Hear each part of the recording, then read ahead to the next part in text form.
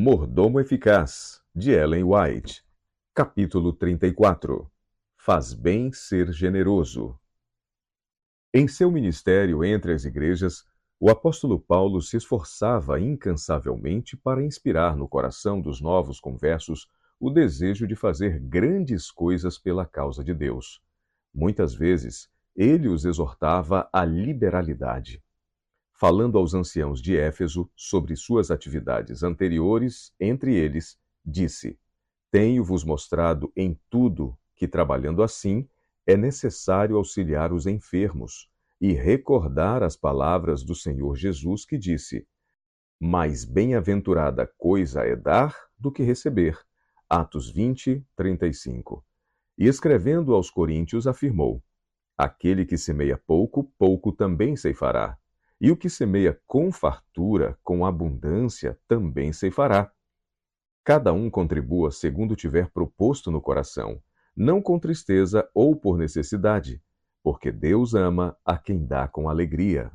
Quase todos os cristãos da Macedônia eram pobres em bens deste mundo, mas seu coração estava transbordando com amor a Deus e a sua verdade, e doaram alegremente para o sustento do Evangelho.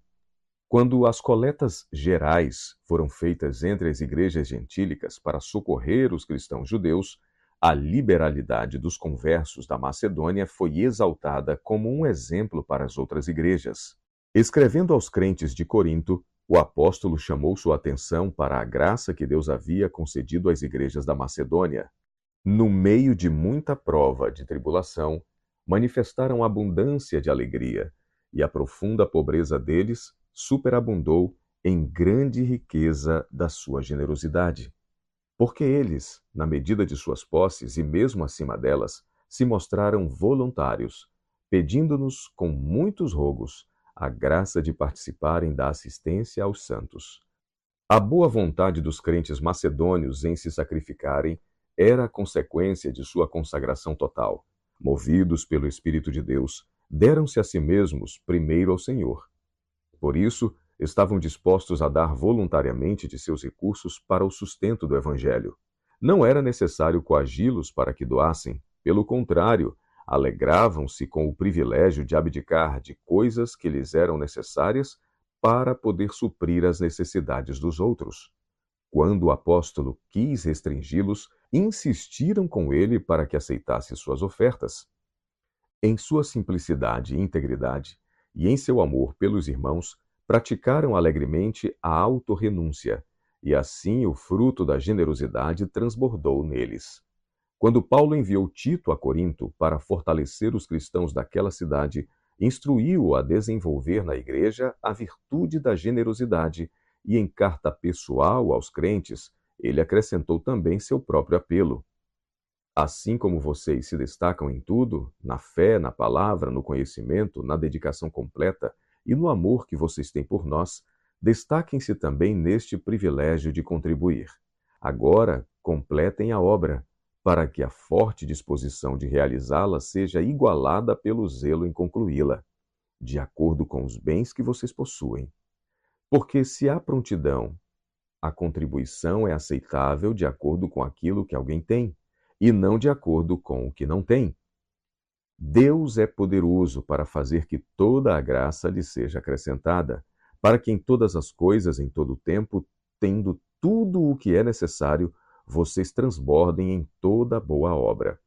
Vocês serão enriquecidos de todas as formas, para que possam ser generosos em qualquer ocasião, e por nosso intermédio, a sua generosidade resulte em ação de graças a Deus.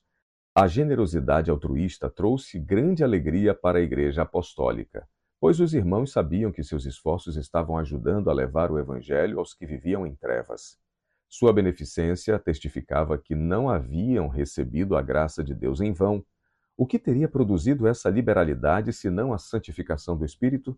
Aos olhos de crentes e incrédulos, foi um milagre da graça. Generosidade recompensada. Então ele, Elias, se levantou e se foi a Sarepta. Chegando à porta da cidade, estava ali uma mulher viúva, apanhando lenha.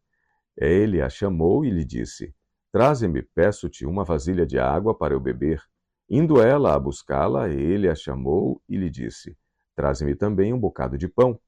Nesse lar afligido pela pobreza, a fome era intensa, e o alimento, lamentavelmente escasso, parecia estar acabando.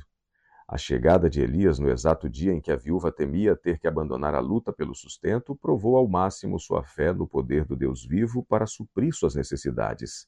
Entretanto, mesmo em sua penúria extrema, ela deu testemunho de sua fé, atendendo ao pedido do estrangeiro que lhe suplicava repartir com ele o último pedaço de pão. Em resposta ao pedido de Elias por alimento e água, a viúva disse: Juro pelo nome do Senhor, o teu Deus, que não tenho nenhum pedaço de pão, só um punhado de farinha num jarro e um pouco de azeite numa botija. Estou colhendo uns 2 gravetos para levar para casa e preparar uma refeição para mim e para o meu filho, para que a comamos e depois morramos. Contudo, Elias lhe falou: Não tenha medo. Vá para casa e faça o que eu disse. Mas primeiro faça um pequeno bolo com o que você tem e traga para mim. E depois faça algo para você e para o seu filho. Pois assim diz o Senhor, o Deus de Israel: A farinha na vasilha não se acabará, e o azeite na botija não se secará, até o dia em que o Senhor fizer chover sobre a terra. Nenhuma prova de fé maior que essa poderia ter sido requerida. Até então, a viúva tinha tratado todos os estrangeiros com bondade e generosidade. Agora, indiferente aos sofrimentos que poderiam resultar a ela e seu filho, e confiando no Deus de Israel para suprir cada uma de suas necessidades, ela enfrentou essa suprema prova de hospitalidade, fazendo segundo a palavra de Elias. Admirável foi a hospitalidade mostrada ao profeta de Deus por essa mulher fenícia, e sua fé e generosidade foram maravilhosamente recompensadas. Assim comeram ele, ela e a sua casa muitos dias. Da panela a farinha não se acabou, e da botija o azeite não faltou, segundo a palavra do Senhor, por intermédio de Elias. A viúva de Sarepta repartiu seu escasso alimento com Elias, e em retribuição, sua vida e a de seu filho foram preservadas. E a todos os que em tempo de prova e carência manifestam solidariedade e assistência a outros mais necessitados, Deus promete grande bênção. Ele não mudou. Seu poder não é menor agora do que nos dias de Elias. As 2 moedinhas da viúva. Jesus estava no pátio onde se encontravam as caixas de oferta e observava os que iam ali depositar seus donativos. Muitos ricos levavam grandes somas de dinheiro que apresentavam com grande ostentação. Jesus os contemplava tristemente, mas não fez comentários sobre suas generosas ofertas. Em um momento, sua fisionomia se iluminou ao ver uma pobre viúva se aproximar hesitante, com receio de ser observada. Enquanto os ricos e arrogantes se apressavam para entregar suas dádivas, ela se retraía como se não se atrevesse a ir mais adiante. No entanto, desejava fazer algo, por menor que fosse, pela causa que amava. Olhou para a dádiva que tinha na mão.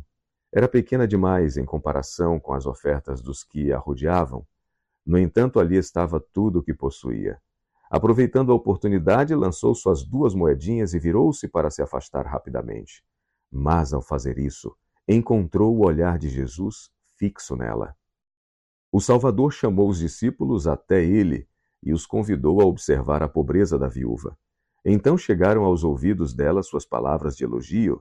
Verdadeiramente vos digo que esta viúva pobre deu mais do que todos. Lucas 21:3. Seus olhos se encheram de lágrimas, de alegria, ao ver que seu ato era compreendido e valorizado.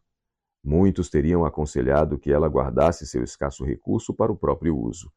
Nas mãos dos ricos sacerdotes, seria perdido de vista entre muitas e grandes ofertas levadas ao tesouro. Jesus, porém, entendeu o motivo dela. Ela acreditava que o serviço do templo era indicado por Deus e estava ansiosa para fazer tudo o que lhe fosse possível para a manutenção dele. Fez o que pôde. Sua atitude serviria como um monumento em memória dela ao longo dos tempos, e seria motivo de alegria na eternidade. Seu coração acompanhou sua oferta. O valor foi avaliado não pela importância da moeda, mas pelo amor a Deus e o interesse para com a sua obra, que serviram de motivação.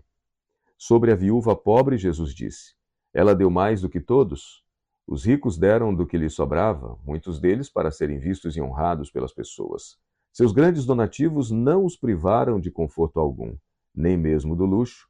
Não tinham exigido qualquer sacrifício que pudesse ser comparado em valor com as moedas da viúva. A motivação vale mais que a quantia. É a motivação que dá sentido às nossas ações, deixando uma marca de vergonha ou de elevado valor moral. Não são as grandes coisas que todos os olhos veem e toda língua louva que Deus considera mais preciosas.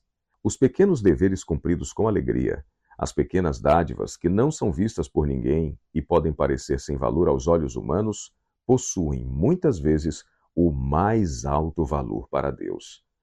Um coração de fé e amor é mais precioso para o Senhor do que as maiores dádivas. A viúva pobre deu seu sustento para fazer o pouco que fez. Privou-se de alimento para oferecer aquelas 2 moedinhas à causa que amava. E fez isso com fé, sabendo que seu Pai Celestial não passaria por alto sua grande necessidade. Foi esse espírito abnegado e essa fé semelhante à de uma criança que recebeu o elogio do Senhor. Entre os pobres existem muitos que anseiam manifestar gratidão a Deus por sua graça e verdade. Desejam muito participar com seus irmãos mais prósperos da manutenção de seu serviço. Essas pessoas não devem ser afastadas. Deve-se deixar que elas coloquem suas moedas no banco do céu. Quando são dadas com o coração cheio de amor a Deus, essas quantias aparentemente insignificantes se tornam dádivas consagradas, ofertas incalculáveis que Deus aprova e abençoa. A oferta aceitável de Maria. É o serviço feito de coração que torna a dádiva valiosa. Quando a majestade do céu se tornou um bebê e foi confiado a Maria, ela não tinha muito a oferecer pela preciosa dádiva. Levou ao altar apenas 2 rolinhas, oferta designada para os pobres, mas foram um sacrifício aceitável ao Senhor. Ela não podia apresentar tesouros raros, como os sábios do Oriente que foram a Belém para os depor diante do Filho de Deus. Contudo, a mãe de Jesus não foi rejeitada devido à insignificância de sua dádiva. Foi a voluntariedade de seu coração que o Senhor tomou em consideração, e seu amor tornou agradável a oferta. Assim Deus aceitará nossa dádiva, embora seja pequena, se for o melhor que temos e for oferecida por amor a Ele.